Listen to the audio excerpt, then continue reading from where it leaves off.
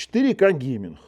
Вот когда я пропустил момент, когда Ryzen 5 6900X стал вот нормальным процессором для 4К гейминга. Но давайте так, тут, конечно же, стоит Asus RTX 50, GeForce RTX 5070 Ti.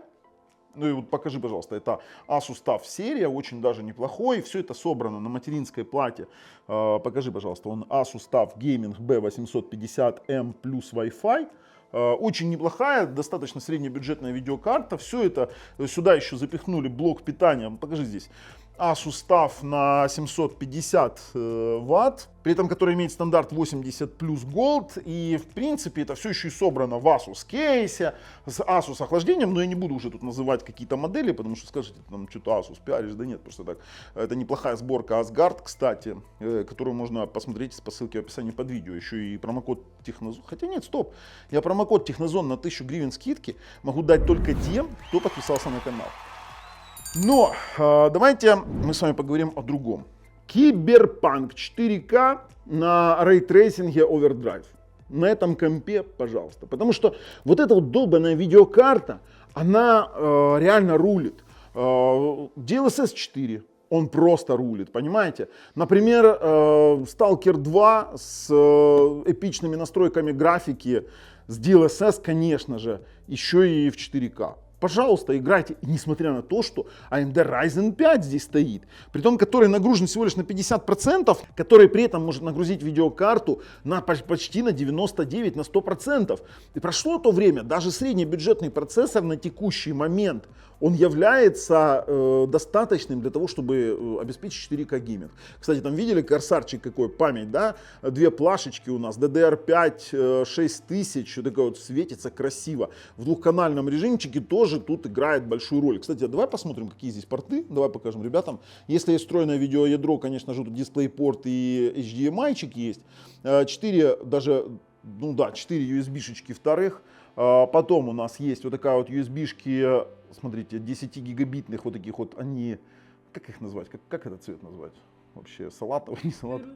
Бирюзовый, да. 20 гигабитная у нас есть Type-C-шечка и 5 гигабиточки вот такие Type A, USB 3.0. Есть Wi-Fi 6E на этой материночке. Ну, Wi-Fi, вот еще раз скажу вам одну свою вещь такую. На стационарнике Wi-Fi, если вы играете, то, ну, извините меня, это атовизм. А не атовизм, это, конечно, вариант, когда вы не можете провести сюда LAN RJ45, но я даже его тестировать не буду, потому что здесь есть порт 2,5 гигабита. Здесь есть порт 2,5 гигабита, и вот под это вы взяли еще там какой-нибудь роутер Asus ROG, либо Asus TUF именно игровой серии с приоритизацией трафика на LAN RJ45, и это самый лучший пинг с самым лучшим приоритетом. Видеокарта здесь ничем не отличается. Вот смотри, покажи от среднестатистических видеокарт 5 видеовыходов, из которых будет работать одновременно 4, это 3 дисплей-порта и 2 HDMI, тут уже выбирать вам, что вы будете использовать. Больше ничего здесь интересного нет, кроме того, что оно еще прикрыто вот таким вот каленым стеклом, и в принципе сборочка действительно, знаете, с такими цветными вентиляторами, все красиво, все классно, ни хрена не греется, поэтому я уже сразу могу сказать, что это достаточно интересная сборка. Но мы сейчас с вами идем посмотрим, сколько она стоит, где можно купить, а потом немножечко потестируем. И, конечно же, на выводы. Перешли.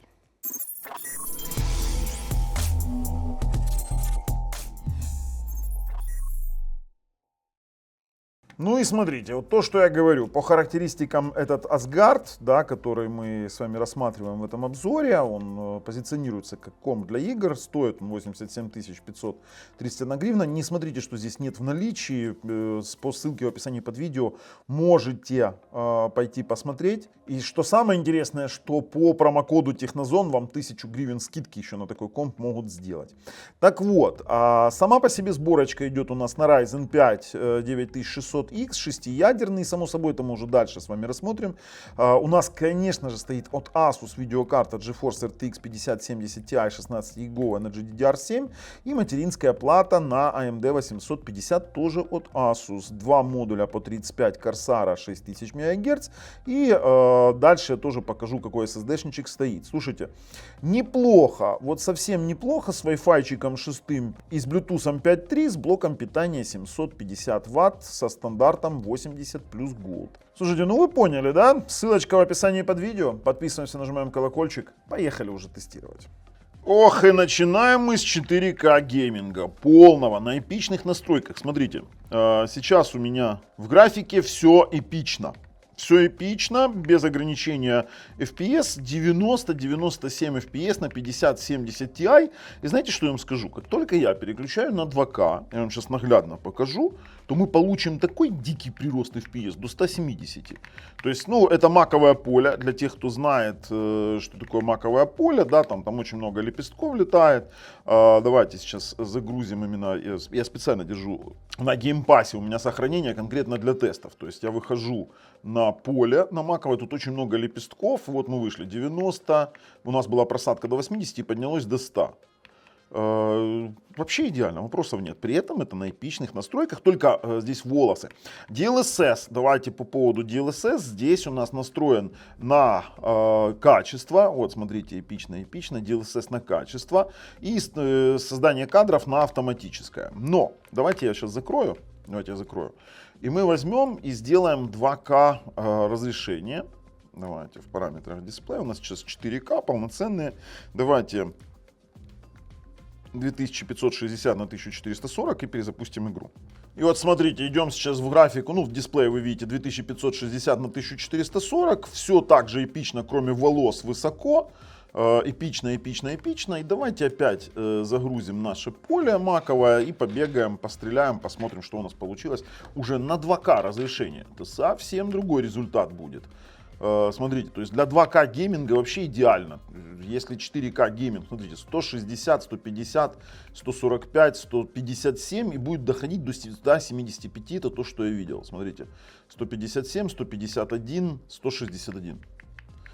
Да, получается при текущем варианте у нас тоже загрузка 98% видеокарты и наш проц всего лишь на 52%.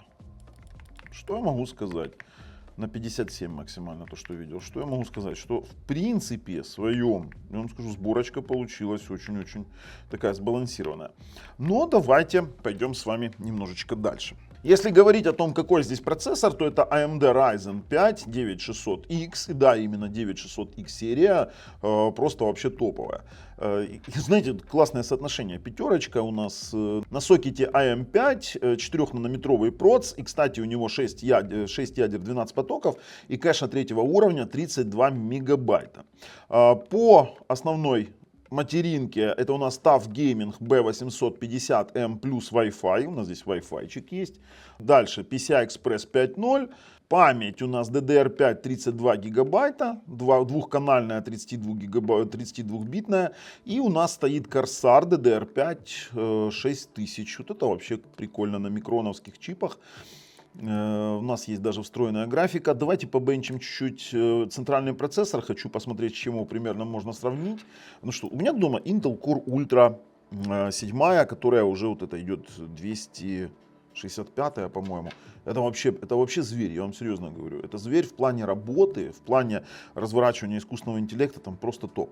Так, смотрим. На многоядерный тест 6402, 791 на одноядерный. Давайте какой-то референс подставим. Ну, Core i9 тяжело ему будет. Ryzen 9 7950X. А теперь смотрите, как прикольно.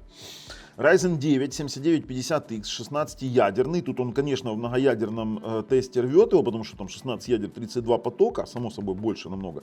Но в одноядерном он даже сливает. А если брать, давайте, что-то более похожее, там 14 ядер хотя бы 5 потоков. Не, блин, надо что-то вот четко.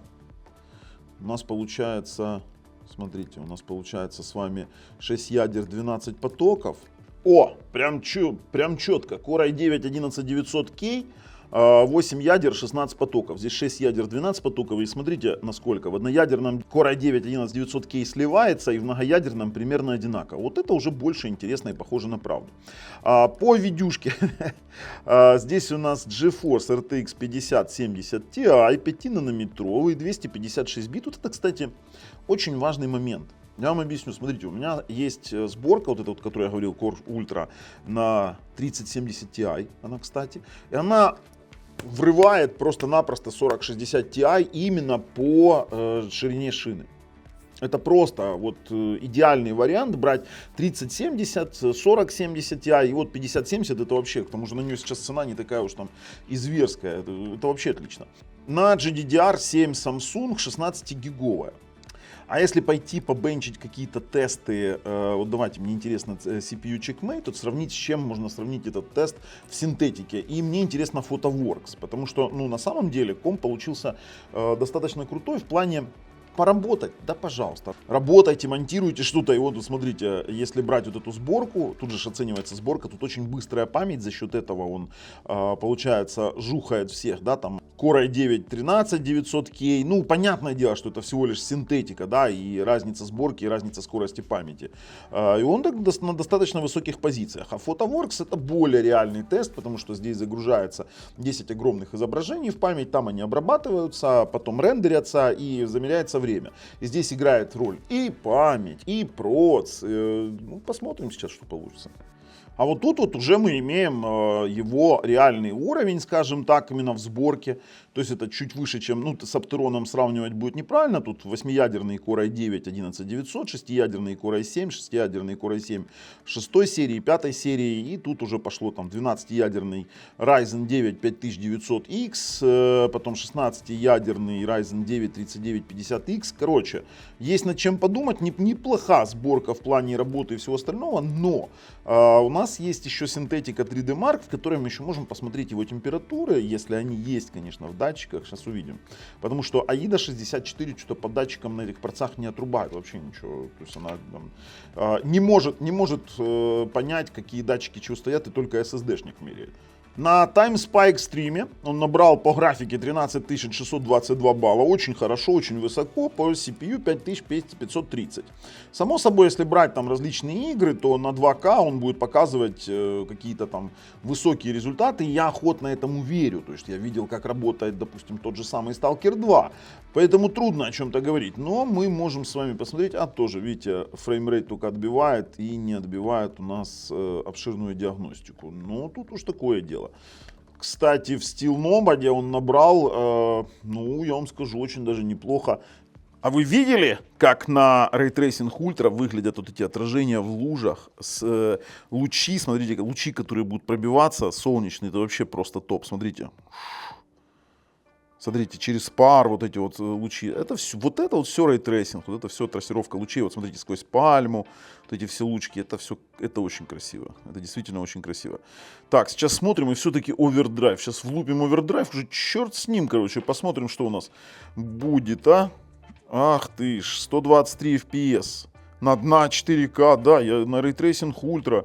Я прям не верю. Ну что, такой экспериментик на овердрайве. Смотрите, овердрайв.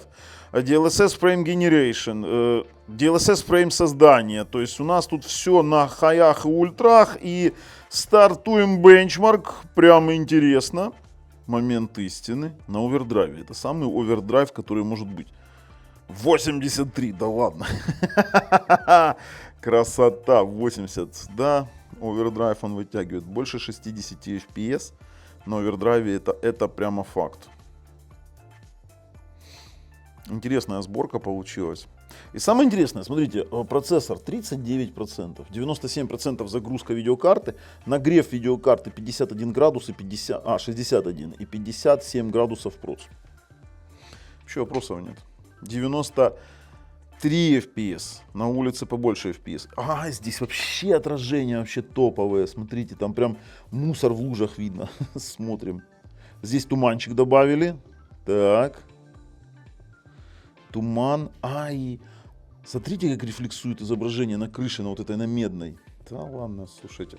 Прям реалистично. Очень реалистично. Красиво сделали. По киберпанку вопросов нет. Да вообще по сборке вопросов нет, получается. Гонимся иногда за очень мощными процессами. Очень мощные процессы, получается, нам нужны для работы, не более. 8767.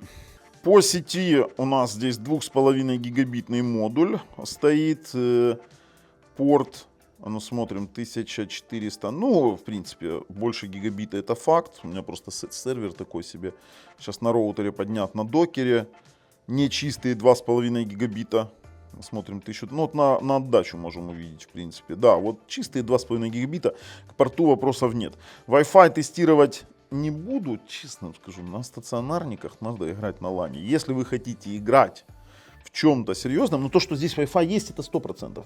Ну куда же без PUBG. Так, идем по настроечкам, 4К само собой, и давайте все поставим самые высокие на DirectX 11 Enhanced, потому что на 12 все прекрасно знают, как PUBG работает, и, честно говоря, сыроват еще 12 для PUBG. Так, пойдем в тренировки, потому что я уже столько на этих тестах насливал своих каток, да, там веселых, и рейтинги поубивал, что просто жесть. Поэтому в тренировках побегаем. Так, 170 FPS, 4К на максималочках. Давайте снайперскую винтовочку возьмем. Так, и пошли, постреляем. Слушайте, ну 176, 174, я честно вам скажу, очень даже адекватная видеокарта. Как для пабгера я вообще прям в восторге. А ну давайте куда-нибудь постреляем. Давайте, а куда полезла? Есть одна, есть вторая.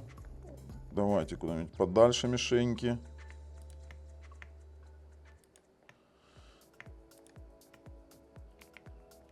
Так, а ну, давай сюда на ближнюю дистанцию. Ну, здесь легко. А ну, на дальнюю движущуюся есть. Есть. Есть. Слушайте, вообще топ. Вообще топ. Ничего не провисает, ничего не этот. Очень-очень адекватно. Да, ребят, я вообще, я вам скажу, я сейчас еще одну игру запущу, я могу уже выходить резюмировать, для меня в этой сборке все понятно. Слушайте, ну, конечно же, Hogwarts Legacy. Поставил 4К, все 4К, серьезно, так все нормально, DLSS качество, и еще и поставил мультифрейм генерацию X4. Сейчас посмотрим, что у нас получится с этим делом. 257 FPS, твою налево. Зачем это такое издевательство в 4К? Не, ну это я, конечно, переборщил. Вообще генерация кадров здесь вообще не нужна на такой видеокарте, даже в 4К, даже в Hogwarts Legacy. Я вам серьезно говорю, 260, вот этот вот переход, да, из пещеры на большую площадь. Там уже дальше будет чуть-чуть побольше деталей и будет, конечно, поменьше фреймрейт, но в целом, я вам скажу, ну прям вытягивает. 4К гейминг полноценный. Так, и давайте выключим, например, генерацию кадров, потому что это будет перебор, потому что даже без нее он там в 4К 100 кадров в секунду гоняет очень даже запросто. Слушайте, давайте уже пойдем и сделаем выводы.